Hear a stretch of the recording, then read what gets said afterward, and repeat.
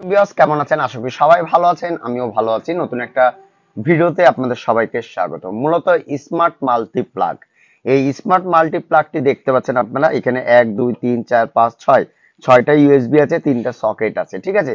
তো আজকে আমরা খুলে দেখবো যে তারা বলে যে এটা দিয়ে যে কোনো স্মার্টফোন চার্জ করা যাবে। আসলে কি চার্জার ভিতরে ব্যবহার করেছে, কেননা আমি একজন মোবাইল টেকনিশিয়ান, পাশাপাশি আমিও বিভিন্ন চার্জার গুলো কিন্তু বিক্রি করে থাকি। যদি কোনো রকম চার্জার এখানে লো ভোল্টেজের চার্জার হয় বা কিছু হয়, সেক্ষেত্রে আপনাদের মোবাইলের ক্ষতি হতে পারে, তাই না? তো চলুন এটা খুলে আর দেখি যে আসলে কি চার্জার তারা এখানে ব্যবহার করেছে। সম্পূর্ণ প্রসেসিংটাই দেখবেন, হ্যাঁ, আশা করি আপনাদের ভালো লাগবে। আর আমি যে ধরনের ভিডিও কন্টেন্ট গুলো তৈরি করি, শুধুমাত্র কিন্তু সবসময় চেষ্টা করি আপনাদেরকে যে শিখাবো, ভালো কিছু শিখাবো, বা আমার ভিডিও থেকে কিছু বুঝতে পারবেন, সবসময় আমি চেষ্টা করি। তো সবসময় আমার সাথেই থাকবেন আপনারা।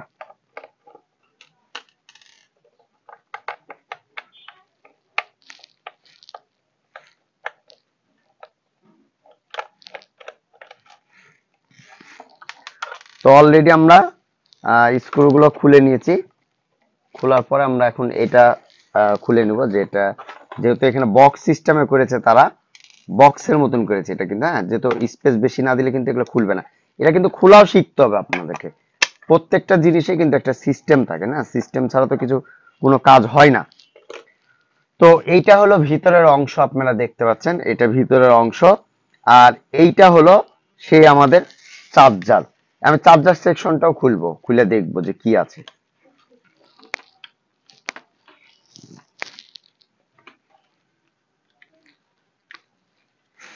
আমি একটু বড় স্ক্রুড্রাইভার নিই, ছোটটা নিয়েছি তো ছোটটাতে খুলছে না, একটু বড় হাতিয়ার নিলাম।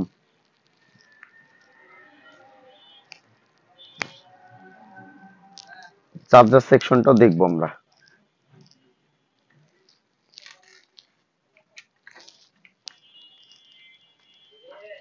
আমরা সম্পূর্ণটাই একটু দেখার চেষ্টা করছি।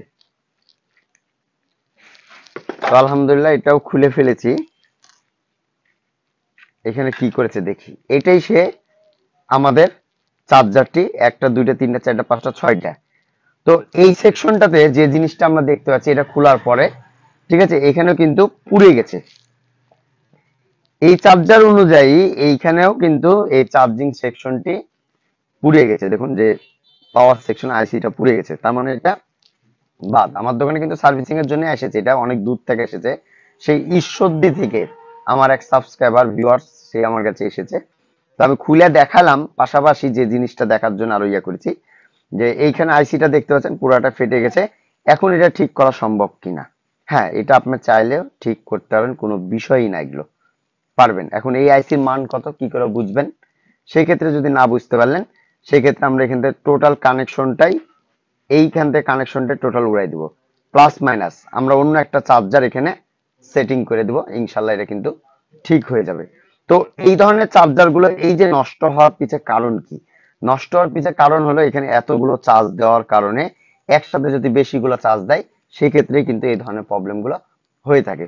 তো আমি বলবো আপনারা এই ধরনের মাল্টি প্লাগ গুলো যদি কিনেন, ডিজিটাল মাল্টি প্লাগ গুলো, তো স্মার্টফোন চার্জ দিবেন না, জাস্ট ছোটখাটো মোবাইল গুলো, বাটন ফোন গুলো, ছোটখাটো লাইটের জন্য, এই জাতীয় জিনিসগুলো এগুলোতে চার্জ দিবেন। তো আশা করি বিষয়টি বুঝতে পেরেছেন।